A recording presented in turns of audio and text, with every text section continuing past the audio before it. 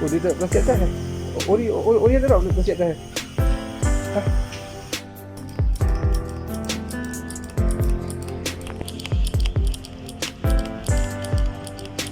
Ya, cepat sangat.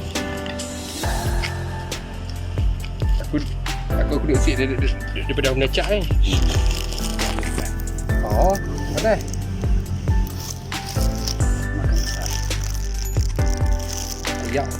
Ayak, jangan lupa cebai yang tu dik.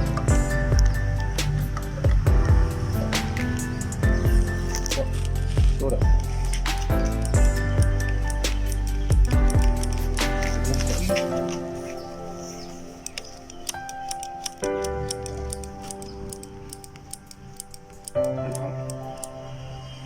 Gampang. Dah turun nak minyak.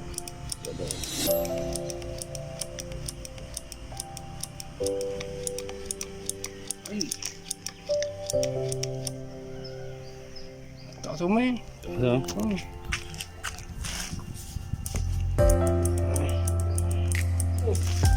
Duduk ketika kau kosong kan.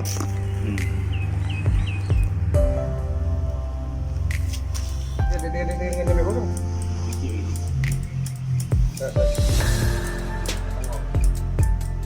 Oh! Ayah. Mana? Ayah. Tuh.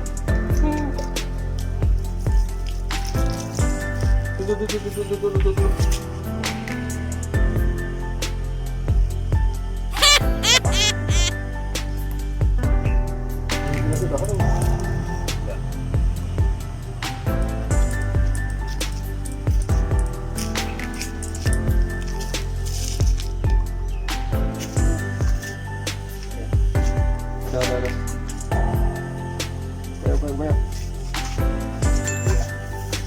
Banyak. Banyak. Apa ayah pergi pai. Ada tu. Kita tu. Ambil pan tutup. Macam awal.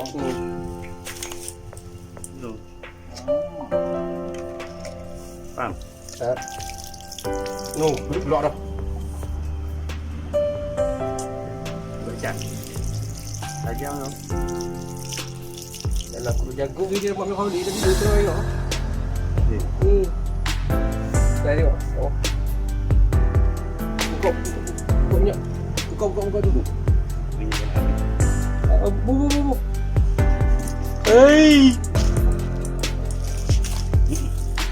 Aduh, ni.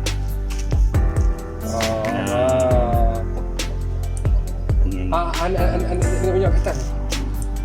Ni memang kat ni.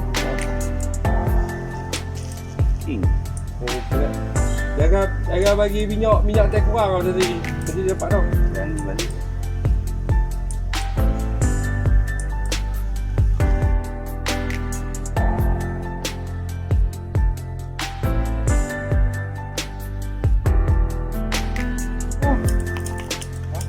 Tengok tak? Tadi bagi minyak keluar ni dah dia ni. Minyak kurang lah. Minyak kurang dah.